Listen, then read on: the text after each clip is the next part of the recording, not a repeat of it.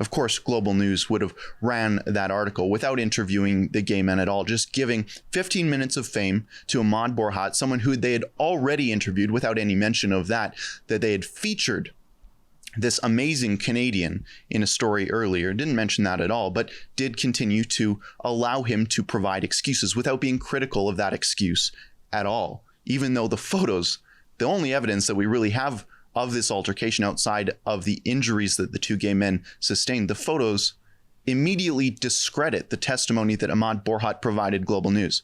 And of course, the rest of the mainstream media is just ignoring it. They don't feel as liable for this story, and they just want to sort of hand off the hot potato because they know what will happen if they publish it.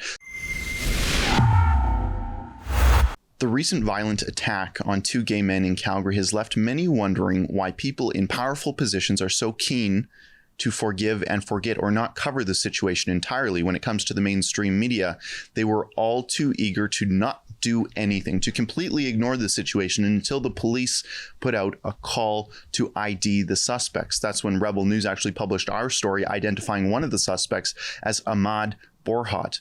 Now, the update today is that the police, even though they know who these folks are, they haven't arrested them. They know where they work, they know where they live, but they just haven't laid any charges. They haven't arrested, even though they were caught on camera lashing gay men in the street. One of them actually threw a blue recycling bin at them, and another one picked up a stone. We're not sure if that stone was thrown, used to fill their fist as they punched them. We're not sure what happened. All we know is one side of this altercation left with serious injuries, concussions, and one of them needed surgery. Now, the two assailants, they left totally fine. They weren't injured at all, but they still are the ones that Global News is focusing a story on, giving them an interview without any criticism, without any critiques of the timeline that they provided. Listen to this story that Ahmad told Global. It's Ahmed, who has been identified on social media. He says this incident had nothing to do with the men's sexual orientation and that one of the men pushed his sister-in-law off of her scooter, then picked up a rock, and that's when the men grabbed their belt and a recycling bin in self-defense.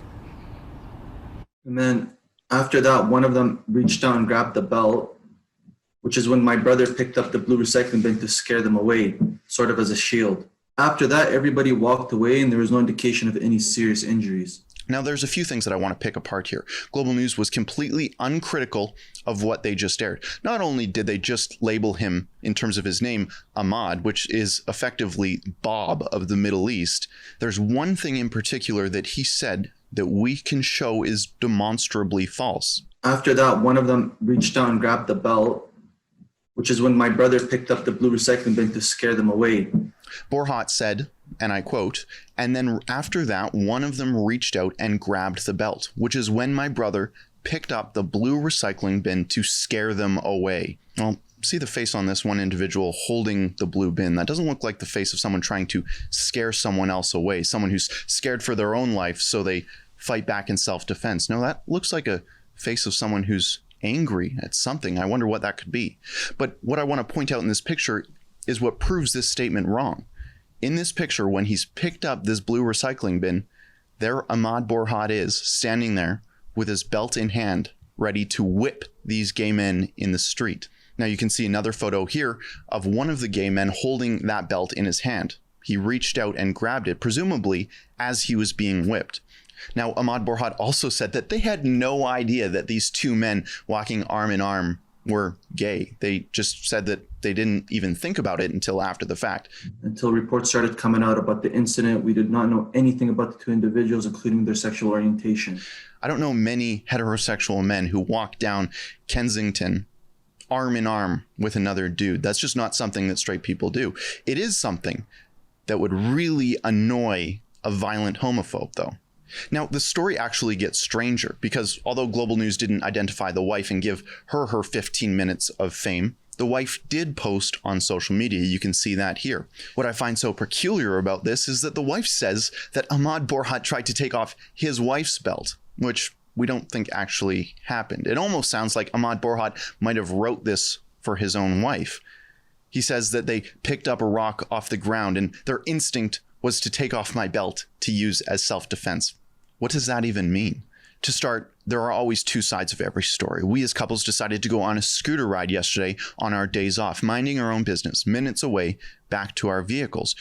Two unknown buff males were walking along the sidewalk that we were riding on, and one of the males moved out of the way, but the other moved closer and shoved my shoulder as I was passing him, which caused me to fall off. Now, actually, the city bylaws, just to interrupt here, the city bylaws in Calgary state that you can ride these Lime scooters on the sidewalk, but you have to yield to pedestrians. If there is impact, just like a driver hitting a pedestrian, it is the driver's fault. The same situation applies here. These two men, from what we understand of the law and the story that's being told here, we're not at fault at all. Of course, the totally normal instinct to two people colliding on the street is what this wife says here. My husband and brother approached the males to talk to them.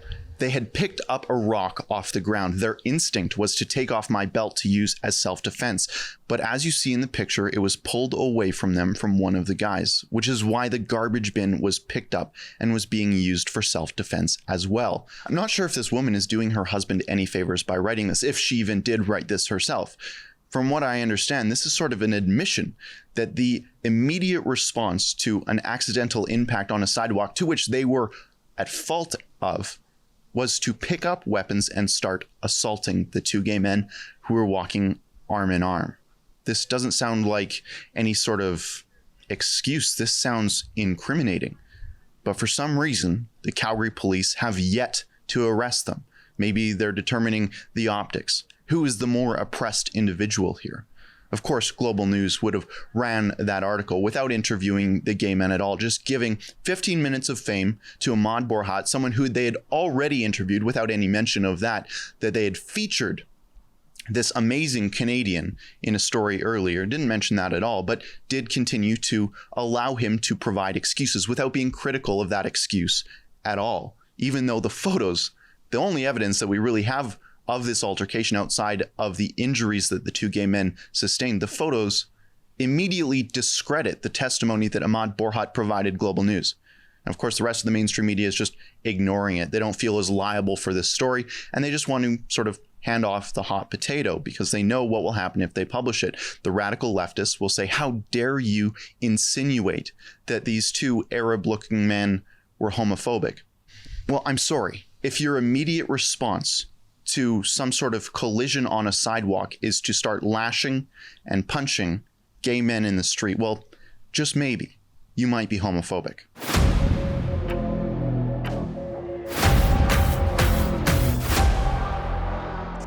This kind of independent reporting that the mainstream media doesn't just happen. It actually takes a lot of work. If you go to helprebelnews.com, you can help us with our independent coverage that isn't influenced by radicals in the mainstream media or on the left. If you go there to helprebelnews.com, you can pitch in a few bucks to help us with our coverage to continue the work that we're doing here.